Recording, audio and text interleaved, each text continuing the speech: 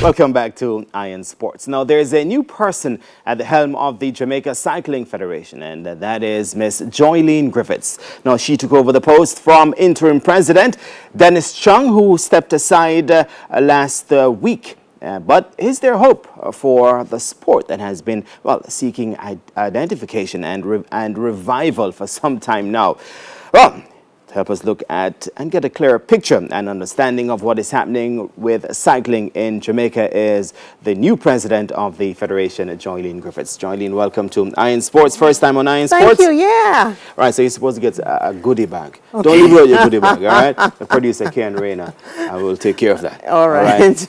And Jerome Foster, too. Yes. All right, so Joylene, just tell us, what was the decision behind deciding to take up what is, I know it's not an easy post of president of the Jamaica Cycling Federation. All right.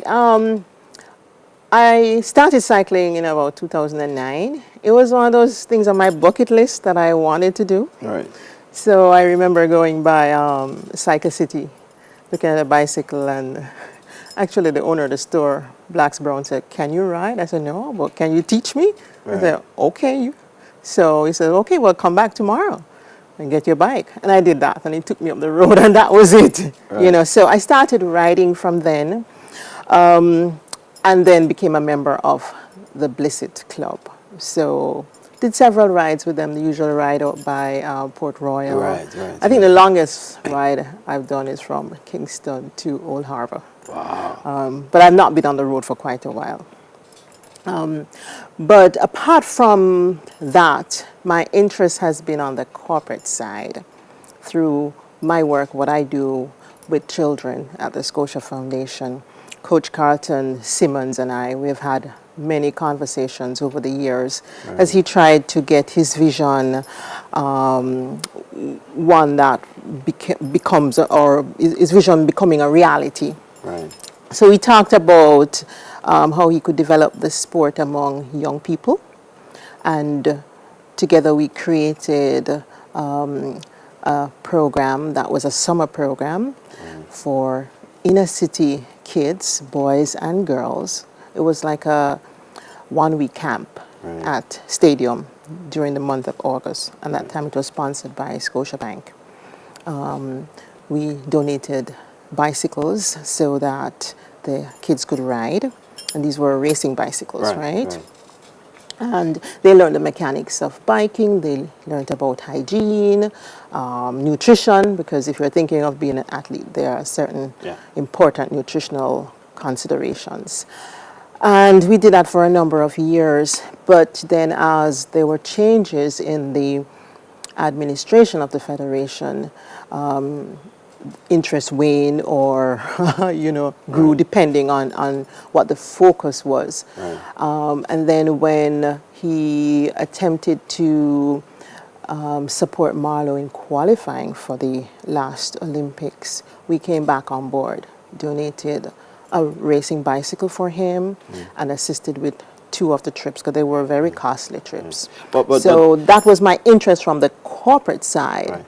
And we've always talked about giving him support because he wanted that. So I became interested. So this is a conversation over a 2-year period that I've been having that led up to this. It's but at what point did you decide, all right, I'll make that move and I'll take up the offer or the suggestion to run for presidency? Well, that was in a conversation when I learned that Dennis had intended to step down, and there was like who was gonna, step into the role. And so that was when it started, and we started to, talk to some other people to put a slate together. So that's about it. And how do you feel about the slate that you put together, your executive and the persons you have around you to support you on this journey? I am excited, seriously, because every single member of the team is there because they are passionate about the sport and they have a contribution to make. So that was all discussed and clarified. In fact, everybody had to write a statement why I wanted to be a part of this team, and that was long before we went to the election on Sunday. So I knew where everybody stood. And so I feel very happy about that. Yeah. Of course, we've heard about the grassroots developments in the sport. And being the new president now, how do you plan to go about this in particular? Because that is how the sport will grow and continue to move ahead. Okay. The grassroots is very important in terms of finding new talent. So there are some ideas we have. We met with the Jamaica Olympic Association last night, and that was also something that they put on the table. So they were very excited to hear that that was where we want to focus.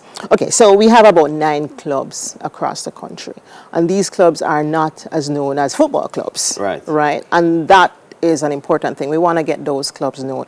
One of the important criteria for those clubs to be registered with the foundation is to have at least 4 under 19 members. That's very critical, because that is where you're going to develop the talent. People ride for recreation, but we're also riding for competitive sport. Right, exactly. So that is where we're going to develop the young talent.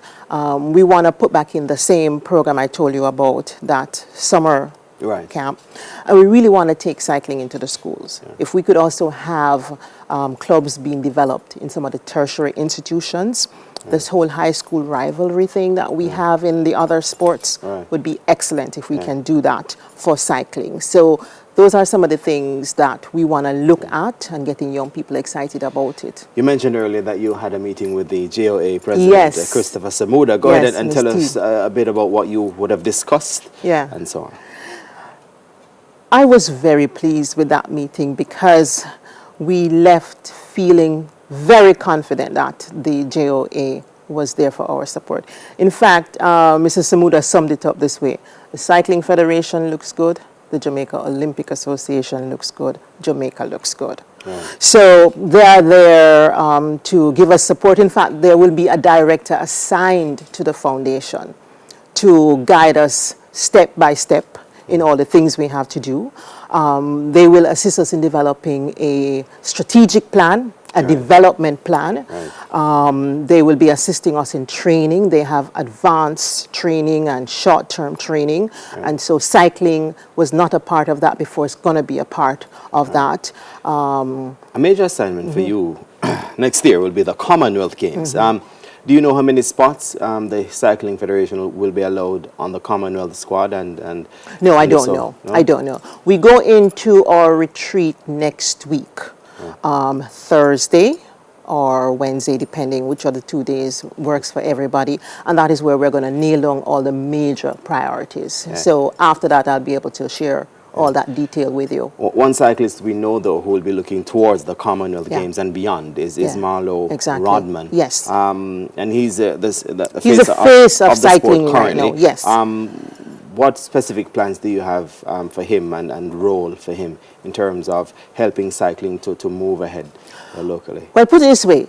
Now is the best time for us to give everything to cycling, to push to get Marlo qualified for the Olympics.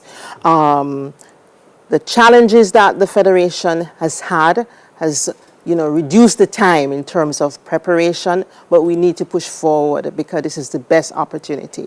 I think he's at his best. He can be the inspiration that we want. He can be the Usain Bolt of cycling. So we have to do everything to push him. And the JOA is ready to give us that support in terms of getting him there. A major issue for the previous administrations would have been sponsoring or sponsorship.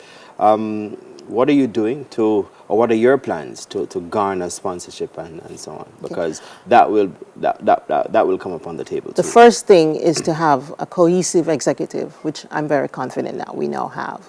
The second thing is to have your strategic plan, your business plan, and ensure that your corporate governance structure is sound. That is what corporate Jamaica wants to hear, so that they can have the confidence in the Federation to give you the support. So there are a few people who I personally know and Coach Carlton Simmons have spoken to in the past, but we can't approach them until we have a clear plan, and so we are hoping that we can do that shortly. But finally, doing some history making too. First woman to be president of the Jamaica Cycling Federation. How much do you think this will help you in your journey along the way as we wrap up quickly?